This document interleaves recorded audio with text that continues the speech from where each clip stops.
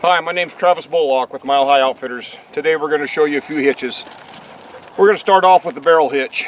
The majority of what I do with packing on a Decker pack saddle is the barrel hitch. I set my ropes up so that they're ready to go with a barrel hitch right off the bat. So when you undo your lash ropes, it's really important that you set them up correctly to begin with. First of all, always get your slack rope up in front of your mule. You don't want it out behind you. If the mule takes off, you don't want those ropes getting wrapped around your feet.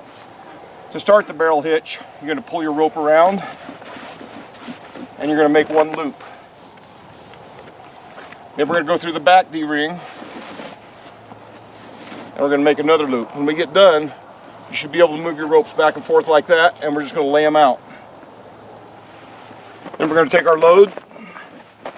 When you mani up the load, always make sure that the flap is down so that if it rains, the water runs off of your load. You're going to start with the front, pull your first loop over, come to the back, pull your second loop over. Now we're going to pull our slack by pulling on the back loop. Now we pull the slack out of the back loop by pulling this rope. Now, in order for you to see this, I need you to see the knot on the top, so we're going to pull it down fairly low. We're going to come over the top.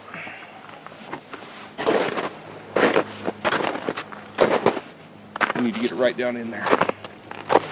And we're going to go over the top, pull the rope, pinch with our left, and reach through with our right.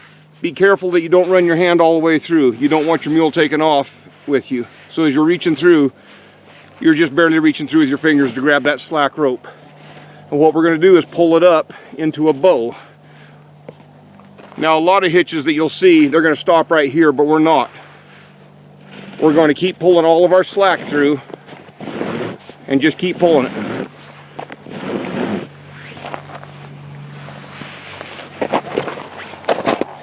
Now what we've got is a large loop here, and we can keep pulling as much slack as we want, or taking the slack back however we want to. But this part of the hitch is called the crow's foot. Now the crow's foot is really important, and if you look at a lot of YouTube videos, they won't tie a crow's foot. They'll stop it right there, take their slack and tie a half hitch over it and call it good. The problem is if you stop right here, the load bounces up and down. What you've done so far is you've kept the load from falling to the ground. But what you haven't done is kept the load from going up the mule when the mule's going downhill, or going the opposite way when the mule's going the opposite direction. And you haven't done anything to keep the load from bouncing. So what you want to do is you want to pull this down, come down your Wind River ring, your pack ring, whatever you want to call it, and then you pull your slack with this rope right here.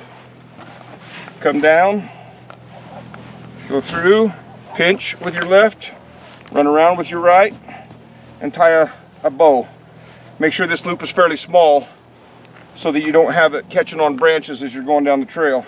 Pull your slack, and when you're done, you tie a half hitch. And that's the end of it. This keeps your load solid. Do up your slack